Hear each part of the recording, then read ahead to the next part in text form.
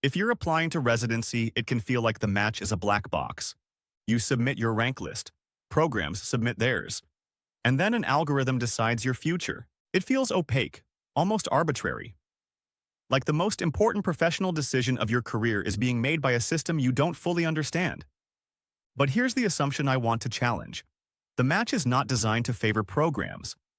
It is mathematically structured to favor applicants. And if it feels random, it's almost always because the mechanics are misunderstood, not because the system is broken. I'm Bids, and this is Break It Down. Simply, let's break it down. The Residency Match is a centralized system that pairs medical school graduates with residency programs using a specific algorithm called deferred acceptance. You don't need to understand the math to understand what it does. Think of it like seating guests at a wedding. Every guest submits a list of which table they'd most like to sit at. Every table has a list of guests they'd most like to host. The algorithm then arranges everyone so that as many people as possible end up at their highest preferred table, without creating conflicts.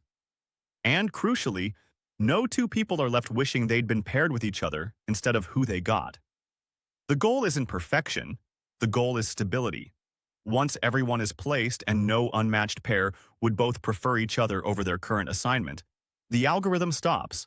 The match holds. Before this system existed, residency placement was genuinely chaotic.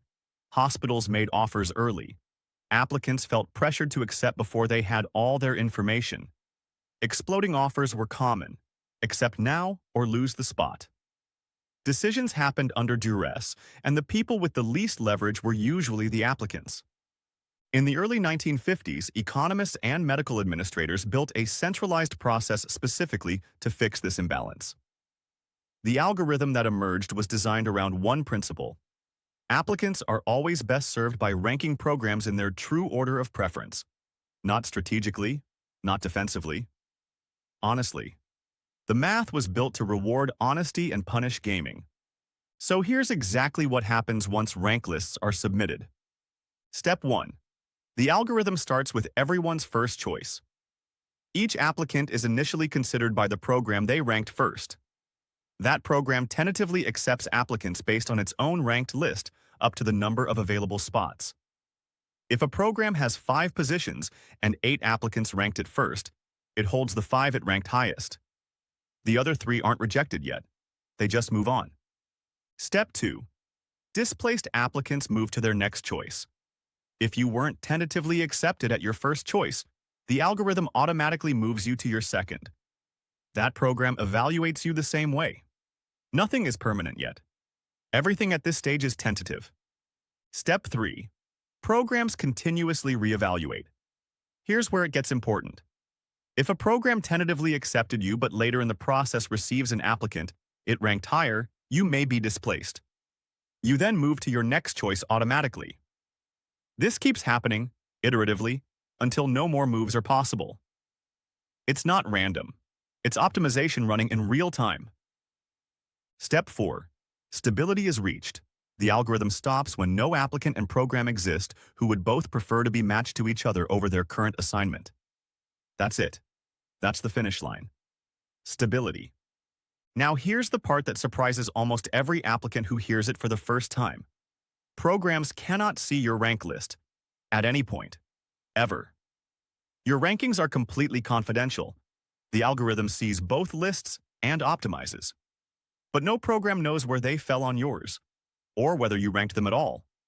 Which means the common fear, if I rank a reach program first, they'll know I think I'm a long shot, is based on something that isn't possible. They don't know. The biggest strategic mistake applicants make is trying to game the system by ranking programs based on where they think they're competitive rather than where they actually want to go. The algorithm was specifically designed to make that strategy backfire. If your true top choice ranks you highly enough, you'll match there. If they don't, the system automatically protects you by moving to your next real preference. Gaming. It doesn't improve your odds. It just moves you away from what you actually wanted.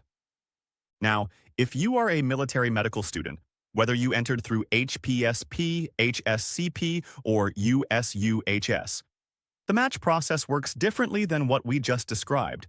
and most people don't realize how differently until they're already in the middle of it. The military uses what's called the Joint Graduate Medical Education Selection Board, the JGMESB.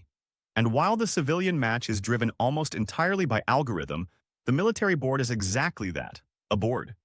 Human beings reviewing your record, scoring your application, and making placement decisions based on the needs of the service alongside your preferences. The application timeline runs parallel to but separate from the civilian match. Applications typically open in the summer, with a hard deadline in late August.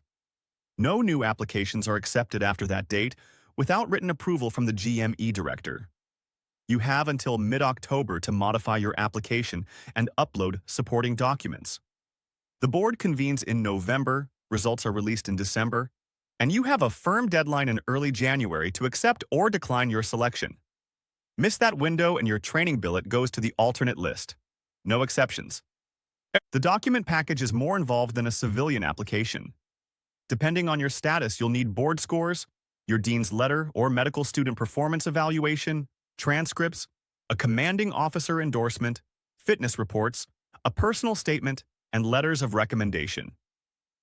Format requirements are specific and enforced. This is a military document package. Treat it accordingly. There are also training categories that don't exist in the civilian world. Full-time in service means you train at a military treatment facility. Full-time out service means your branch sponsors you to train at a civilian institution. And there is a deferment program where you train in a civilian residency while temporarily separated from active duty status, without military pay and allowances during that period. USUHS students are guaranteed placement in an in-service program for their internship year. HPSP and HSCP students are not. If you are in either of those programs, you need a backup plan. You are required to also apply through the civilian ERAS system in case the board does not select you for in-service training. And just like in the civilian match, programs cannot see where you ranked them. Your preference list is confidential. Rank honestly, based on where you actually want to train.